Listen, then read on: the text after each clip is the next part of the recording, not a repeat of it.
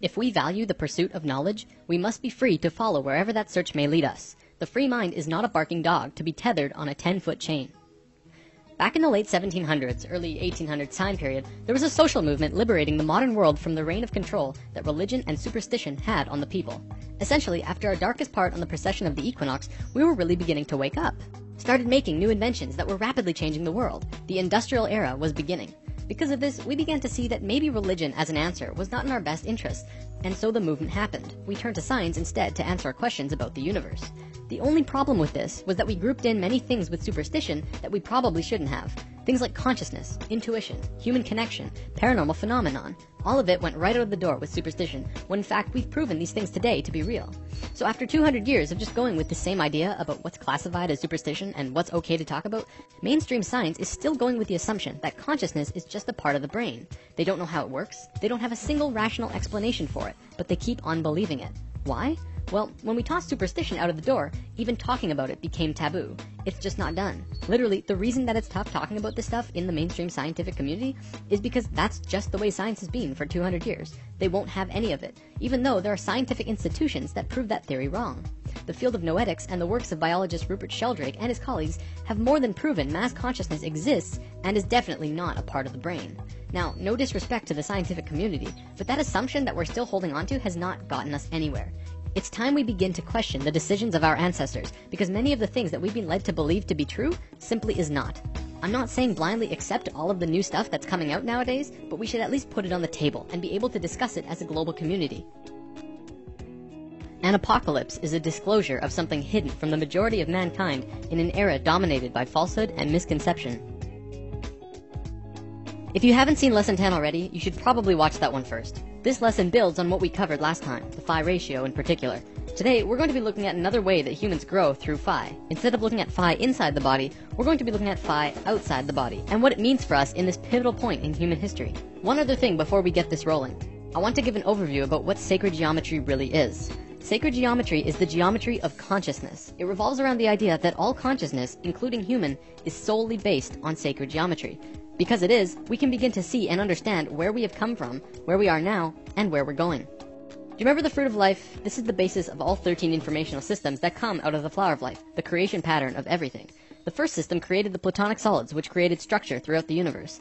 The second system was the basis of how vibration, sound, harmonics, music, and matter are all interrelated in all of creation. Today we will look at the third system. The fruit of life will reveal itself in the process. We'll call this system the circles and squares of human consciousness. It is what the Chinese called circling the square and squaring the circle.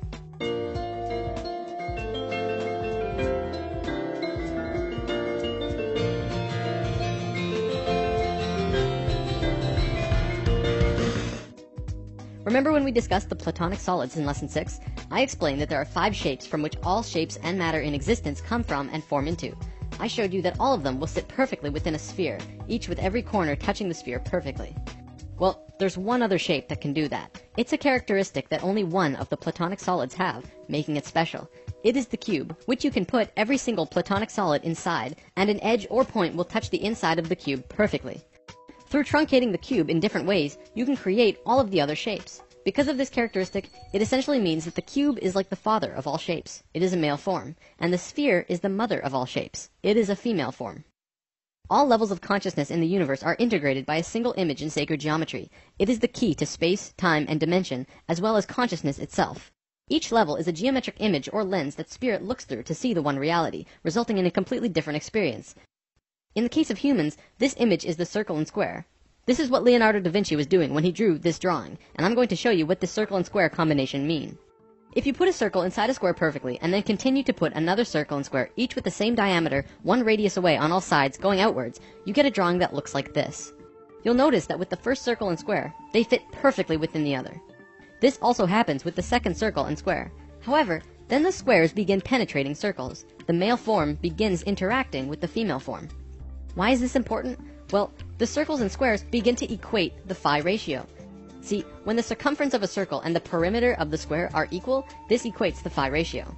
So as you can see on this diagram, on the 4th square and the 5th circle, it begins to create the phi ratio. It's close, but not perfect. It's only a 0.6 difference. I'm measuring in radii, by the way. The inner circle has a radius of 1, so it's 2 radii across. The next is 4, and then 6, 8, 10, and so on. Anyways, so the one we just looked at makes a close phi ratio, and then it moves out of sync, staying out of sync for a bit, and then bam! Again, it moves into yet another phi ratio. This time, the difference is only 0.52, even closer to perfection than before. This will continue on forever. If you were to continue this drawing outwards to infinity, each time it would go into sync, drop out of sync for a few circles and squares, but then eventually hit phi again closer than it did the last time. Right now, there are 3 primary levels of consciousness that we are going to be talking about. They are essentially who we were, who we are, and who we will be. We'll call it the first, second, and third, so that it's easy to understand what we're talking about. The ancient Egyptians were very concerned with these 3 levels as well, and much of their culture was based on this information. Each of these levels has their own geometric lens too, which look like this. We'll come back to these soon. This is the first level of consciousness, and this is the third. We are on neither of these 2 phi levels on this circle and square chart. Where we are, the second level of consciousness, is here. We are on the 5th square relative to the 6th circle. For quite a while now, I've been saying that we're at a disharmonic level, and it's something that we're passing through as a species. Now you begin to see the bigger picture of what I meant. The reason it's disharmonic is because it does not equate a phi ratio. Not even close. Disharmonic levels are important because they bridge a gap between the divine, pure levels. However, when a species is here, it has to get in and get out as fast as possible, or else they will destroy themselves and everything around them incredibly quickly. You can see this happening all around the world today, because we're at the very end of it, and everything is crashing down on us. We've discussed this all before, notably in the intros of lesson 1 and 2. So the reason that we're on this circle and square combination and not the 6th square relative to some other circle is because of this. If you take the square and rotate it 45 degrees, it actually creates a bridge. It connects us from 2 harmonic levels of being. We're moving from one state of being to the other, this time even closer to source. This is a very exciting time for us. Oh, let me show you this too. This is how the Great Pyramid is set up. This chamber here is called the King's Chamber. If you cut the Great Pyramid horizontally at the King's Chamber, which was the main initiation chamber, and rotate the top half 45 degrees, it makes the exact same image as our level of consciousness. There's a reason for that. The Great Pyramid is the key instrument in allowing humans to reach the 3rd level of consciousness, both as a species and individually. In fact, that's part of the reason why the Great Pyramids were created in the first place. Let's talk more about these levels though. So what Leonardo was drawing was actually the first level of consciousness. See how he hid lines in this drawing? If you complete this grid, it creates an 8x8 grid. This is the same 64 square grid found on the first level. Measuring in radii, this grid is 8x8. However, the circle has 10 radii across, so we'll call this first level an 8x10. This is where we were. According to Thoth, an Ascended Master who has provided much of this information with us, the first level is the first time self-aware consciousness began. The second level has 10 squares across the large square, and a 12 radii circle, so we'll call it a 10x12. This is where we are now. This level is the 3rd level, which is also called Christ consciousness. It is a 14x18. Now, there's always a reason for everything in sacred geometry. Nothing, absolutely nothing, happens without a reason. Everything is connected. Out of the whole spectrum of possibilities, why did self-aware human consciousness begin when the 4th square went into harmony with the 5th circle? Well, let's overlay the fruit of life over our first level for a second. Look at that! It exactly fits the 4th square and 5th circle perfectly. Do you see the perfection of life? The fruit of life pattern was hidden beneath this pattern all along. They're precisely superimposed over the other. In a right brain way, this is how to explain why consciousness first became self-aware between the 4th square and 5th circle.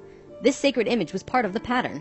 The fruit of life was completed at the precise moment that the phi ratio first appeared, and when phi appeared, consciousness had a way to manifest in a new way.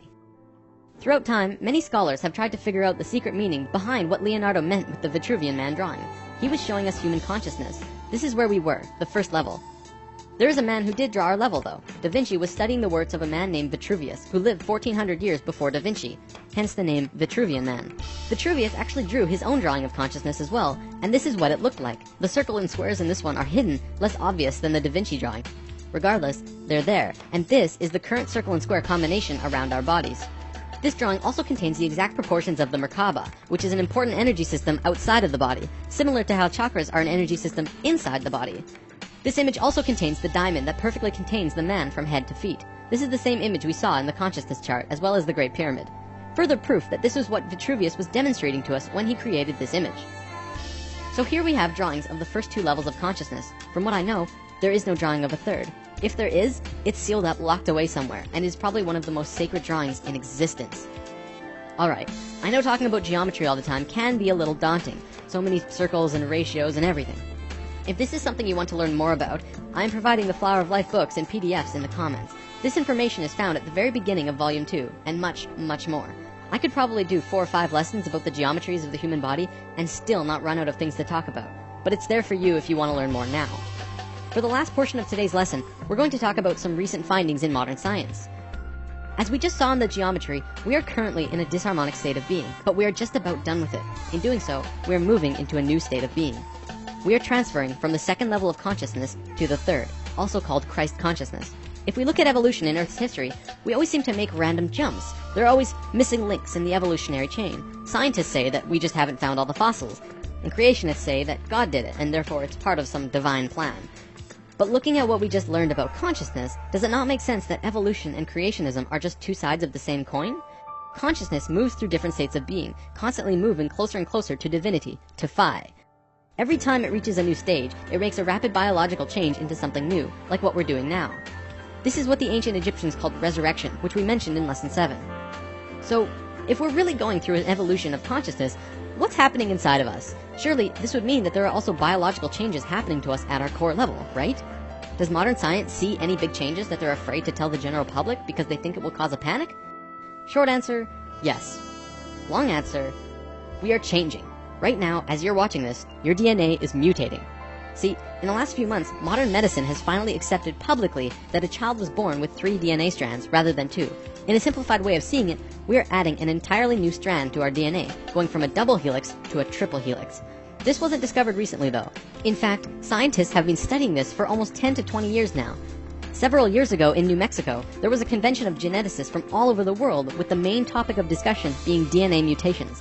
Scientists acknowledge that we are changing, but the end result they do not know. Through sacred geometry, we begin to actually see where we could be going. With 12 strands activated, you have 10 times as much information available to you than you do with just 2 strands, as we do now.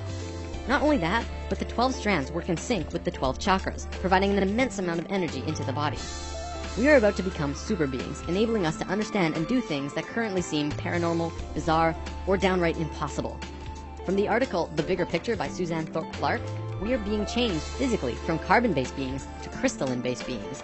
This is interesting because I've actually heard this from various channelings now, ascension and transformation into crystalline at our core. First the psychics were telling us this, and now we have science backing it up. What we know for sure is that we are going through a shift. Today, I want to close with this. In almost every ancient text and Bible, it speaks about a great shift and awakening. The Bible speaks about the coming of Christ. This is interesting actually, because Christ is the name of the third level of consciousness. I didn't just make that up. We are moving into Christ consciousness, which means not that Jesus is going to show up with a big "Ay!", but we are actually moving into the level of conscious understanding that Jesus had. It is the coming of Christ through the human species. Now who's pumped for 2012?